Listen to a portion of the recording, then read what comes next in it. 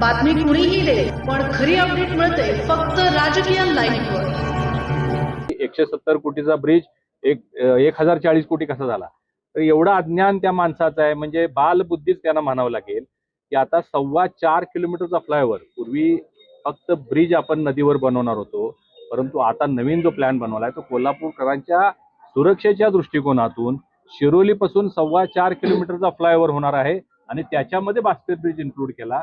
या 4.25 किलोमीटरचा खर्च आणि कागलमध्ये 1 किलोमीटरचा फ्लायओव्हर असा मिळून तो 1040 कोटी रुपयाचा बास्केट ब्रिज मंजूर झाला. हे काम या वर्षामध्ये झालेलं आहे. आत्ता टेंडर झालेलं आहे. कोल्हापूर शहरामध्ये राजेश क्षीरसागर साहेबांच्या माध्यमातून कन्व्हेन्शन सेंटर, ते कन्व्हेन्शन सेंटर 300 कोटीचं त्याचं टेंडर झालेलं आहे, त्याचं DPR झालेलं आहे, ते काम सुद्धा मंजूर झालेलं आहे. त्याचबरोबर कोल्हापूर शहराअंतर्गत शिवाजी पूल ते तावडे हॉटेल हा फ्लायओव्हरचं टेंडर सुद्धा पेपरला आलेलं आहे. कन्सल्टन्सीचं टेंडर निघालेलं आहे. तर ते टेंडर झाल्यानंतर त्याचे डिझाईन ड्रॉइंग बनवले जातील आणि ते काम पूर्ण केलं जाईल. शहराअंतर्गत रस्त्यांसाठी राजेश क्षीरसागर साहेबांनी जवळजवळ 100 करोड रुपये आणलेले आहेत. काय झालं जर तुम्ही विचारला तर लिस्ट एंडलेस आहे. अनेक कामं झालेले आहेत. केशवराव भोसलेसाठी मोठा निधी आलेला आहे, त्याचं काम आता पूर्णत्वास यायला लागलेलं आहे. ही कोल्हापूरकरांची मागणी होती. रंकाळाचं तुम्ही सौंदर्य बघा, हे 1 वर्षातलं काम आहे.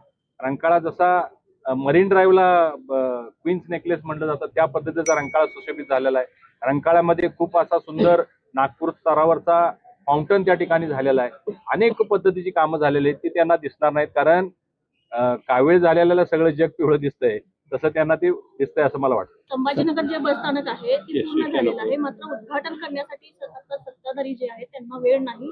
यापुढे काय विकास? हे पहा, संभाजीनगरचं बस स्टँड पूर्ण झालेलं आहे, आधुनिक पद्धतीचं झालेलं आहे आणि कार्यान्वित आहे. उद्घाटन आज होईल नाही तर उद्या होईल, त्याच्याशी काय घेणं देणं आहे? उद्घाटन झालं नाही म्हणून बस स्टँड बंद केलेला आहे का? बस सेवा चालू आहे, लोकांची सेवा चालू आहे. मोठ्या कोणाच्या नेत्यांच्या हस्ते, केंद्रीय किंवा राज्यमंत्र्यांच्या हस्ते वेगवेगळी जी कामं पूर्ण झालेले आहेत. पोलीस क्वार्टरचं काम पूर्ण झालेलं आहे, अनेक कामं झालेले आहेत. उद्घाटनासाठी कोणतरी वरिष्ठ नेते आले पाहिजे, ज्यांनी निधी दिला, यासाठी ते काम पेंडिंग आहे. वेळ नाही अशातला भाग नाही आहे.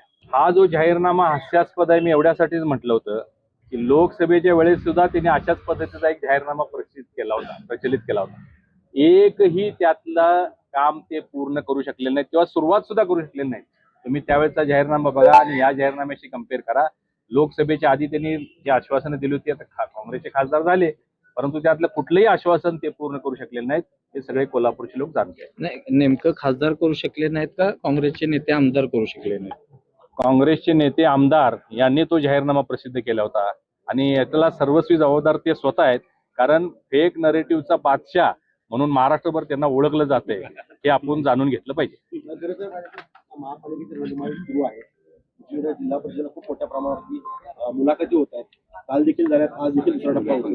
कसं पाहता, कारण खूप मोठी संख्या आहे शुभेच्छा. महापालिकेच्या निवडणुका त्या अंतिम चरणमध्ये आहेत, परंतु जिल्हा परिषदच्या निवडणुका सुद्धा 1-2 दिवसामध्ये घोषित होण्याची शक्यता असल्यामुळं भारतीय जनता पार्टीची आमची जी एक प्रचलित प्रथा आहे की इच्छुक उमेदवारांचे फॉर्म भरून घेतले गेलेले आहेत. आमचे जिल्हा अध्यक्षांनी सगळे आमचे सचिव वगैरे या मंडळी कामात आहेत आणि त्या लोकांच्या आता जवळजवळ 10-12 तालुके आपल्या जिल्ह्यामध्ये आहेत. त्या सगळ्यांच्या मुलाखती घेण्याची प्रक्रिया सुरू आहे. कोल्हापूर लोकसभा मतदारसंघातील मुलाखती 3 दिवस, काल, आज आणि उद्या आम्ही ठेवलेले आहेत. 650हून अधिक लोक इच्छुक आज आमच्याकडे आहेत. महायुतीचा बोलबाला संबंध राज्यभर आहे. महायुतीकडे लोक आकर्षित होत आहेत.